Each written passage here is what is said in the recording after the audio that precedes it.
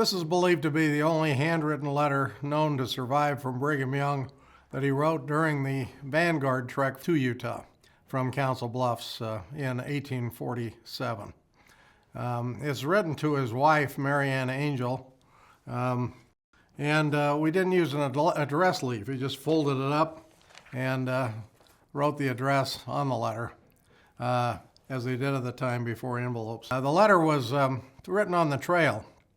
He didn't have a whole lot of time in writing, and it's written in his own handwriting, which is kind of unusual.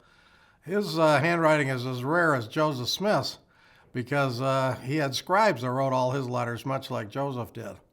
In fact, up at the church museum, there's a four-sided desk from Brigham's office, the Lion House, where he kept 4 different clerks writing letters at the same time. He was not only the president of the church, he was governor of Utah Territory, head of Indian Affairs for the state, and had a number of other callings that required correspondence continually from his desk and office. So he dictated most of his letters. So this is a unique letter written in his own hand as they're crossing the plains to his wife.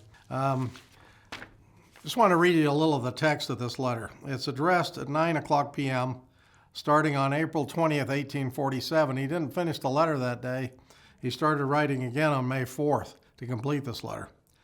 But on April 20th of 1847, he addressed this to Mary Ann Angel. He titled it "From Pioneer Camp of Israel, 95 miles from winter quarters." My dear companion, partner in tribulation.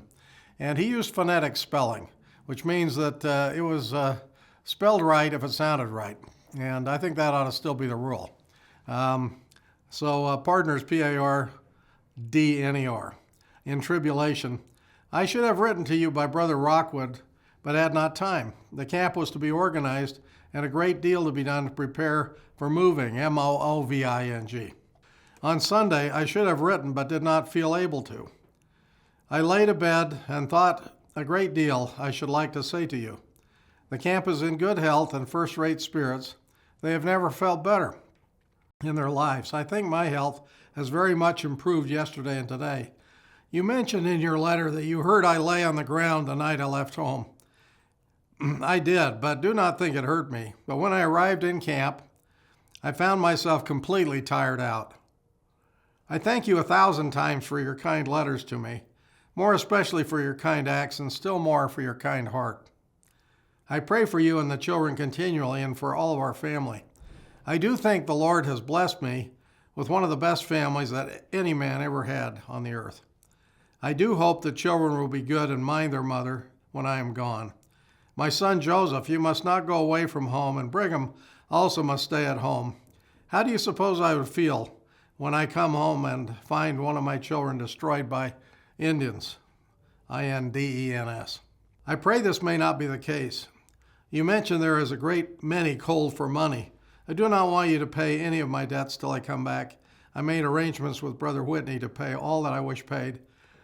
Do you make yourself comfortable and let other folks do so too. He didn't send the letter then, didn't have time to complete it. And on May 4th, still on the trail, 1847, he writes, about 20 miles above the head of Grand Island. This morning we have a chance to send letters by some traders. I want to write a long letter but have not time. We are all pretty well at present, though my labor has been very hard for me on the journey. I pray for you continually. The Pawnees have watched us close, and we have watched them, but they have got 2 of our horses, Brother Richard's and Little's. Our cattle stand us well. Edmund wants I should say a word to Elizabeth for the things that should come sent to him, for he thinks that he shall not go back.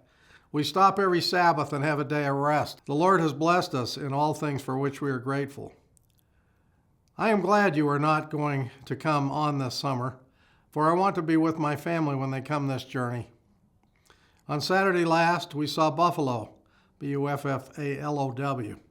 For the first time, they went out on a chase after them. They got 4 old ones and 5 calves, which has made us plenty of meat. If this letter reaches there before the next company starts, they had better fetch the 3 cannon that are there. Keep up their reaches there, for before the next company starts, they had better fetch these in order to cross the Platte River.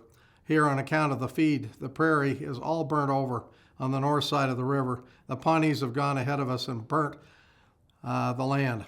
The next company had better keep up on the north side.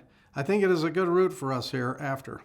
I want the brethren to help my family whilst I am gone and not suppress them. Joseph and Brigham, be good boys, and mind your mother, and Alice, Caroline, little Jane, and finally all my children and family. Be you blessed forever and ever. Brigham Young. It's interesting, this letter establishes that the saints are going to go on the north side of the Platte, which always made it necessary thereafter to cross that river, which sometimes was quite dangerous.